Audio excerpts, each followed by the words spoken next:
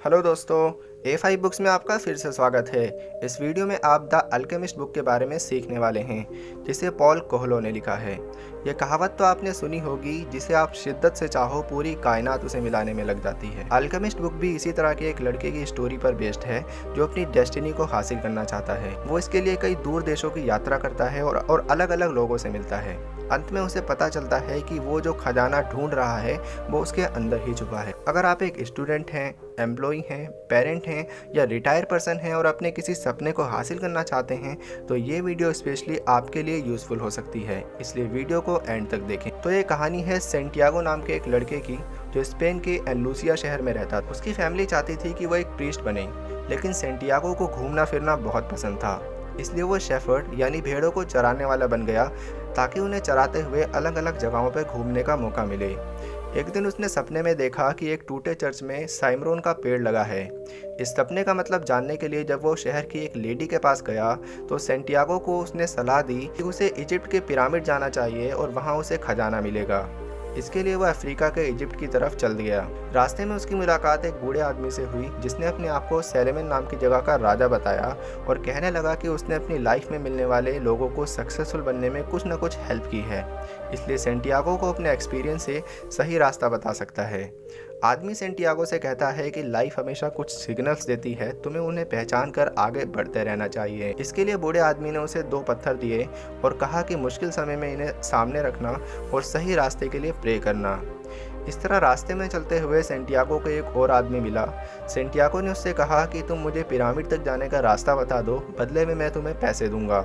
लेकिन वो आदमी पैसे लेकर बिजी मार्केट में कहीं गायब हो गया और इस तरह सेंटियागो को ठग लिया गया। अब सेंटियागो के पास पैसे खत्म हो गए थे, इसलिए उसने पिरामिड के खजाने को एक अधूरे सपने की तरह मान लिया और हार मानकर घर वापस जाकर दोबारा से शेफर्ड का काम शुरू करने का सोचा। लेकिन उसके पास वापस जाने तक के पैसे नहीं बचे थे, इसलिए पास की ही मार्केट में बर्तन की दुकान में पैसे जुटाने के लिए काम करने लगा। जब शॉपकीपर ने उसके पिरामिड जाने के पर्पस को जाना तो खुश हुआ और सेंटियागो को अपनी तरफ से पूरा सपोर्ट करने का वादा किया।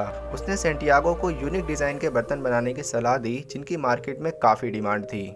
सेंटियागो ने वैसा ही किया और कुछ समय में उसकी दुकान चल पड़ी, जिससे सेंटियागो ने खूब पैसे कमाए और जोड़ भी लिए। सेंटियागो ने पिरामिड तक पहुंचने के लिए काफी पैसे जोड़ लिए और शॉपकीपर को शुक्रिया कहकर अपनी मंजिल की तरफ बढ़ गया। रेगिस्तानी रास्ते में चलते हुए ऊंट चलाने वालों से उसकी अच्छी दोस्ती हो गई। उन्हीं में से उसकी मुलाकात अल्केमिस्ट नाम के इंसान से हुई। वो भी पिरामिड की तरफ काम से जा रहे थे। रास्ते में उन्हें खबर मिली कि पास में आदिवासियों के बीच युद्ध चल रहा है, इसलिए सेफ जगह ढूंढने के लिए वो पास के ओएसिस इलाके में रुक गए। यहाँ सेंटियागो की मुलाकात फातिमा से हुई।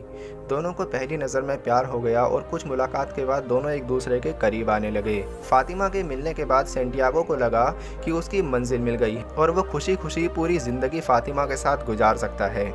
लेकिन अल्केमिस्ट ने उसे समझाया कि वो पिरामिड खजाने के लिए घर से निकला था और वही उसकी मंजिल है। फातिमा ने भी उससे पहले पिरामिड जाने के लिए कहा और अल्केमिस्ट ने उसे समझाया कि अगर फातिमा का प्यार उसके नसीब में होगा तो ज़रूर मिलेगा। युद्ध के शांत होने के बाद सेंटियागो और अल्केमिस्ट आगे बढ़े।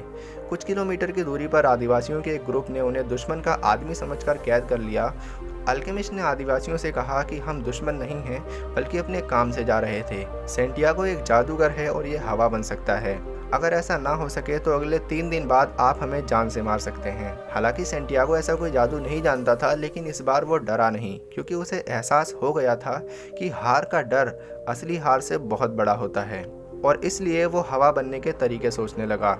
शांति से बैठकर उसने समस्या का हल ढूंढना शुरू किया और अपने आप को ईश्वर से जुड़ा हुआ महसूस करने लगा। उसने ईश्वर से हवा बनने की दुआ मांगी।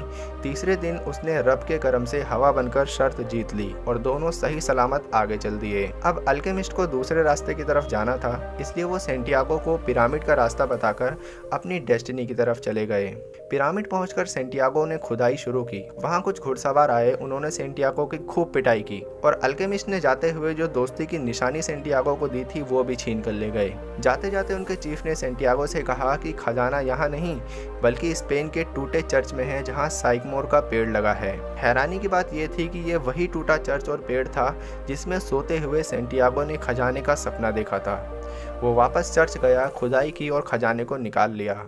खजाना मिलने के बाद वो अपने प्यार फातिमा से मिलने गया। तो इस समरी को सुनने के बाद आपको ये तो समझ आ ही गया होगा कि भले ही हमें कोई चीज़ आसानी से मिल सकती हो, लेकिन जब तक रास्ता मेहनत से भरा ना हो तब तक उस मंजिल को पाने की असली खुशी का एहसास ही नहीं होता। और सेंटियागो की कहानी हमें ये भी सिखाती है कि ज्ञान हमारे अंदर ही छुपा है, ज़रूरत है उसे ढूंढकर सही दिशा में इस्तेमाल करने की। वीडियो पसंद आई हो तो लाइक करके हमारे चैनल को सब्सक्राइब करें। कमेंट में बताएं कि सेंटियागो की प्रेरणादायक स्टोरी आपको कैसी लगी। जिसके लिए ये वीडियो यूज़फुल हो उसके साथ शेयर करें। हम मिलते हैं इसी तरह की एक नई वीडियो में। Wish you all the best.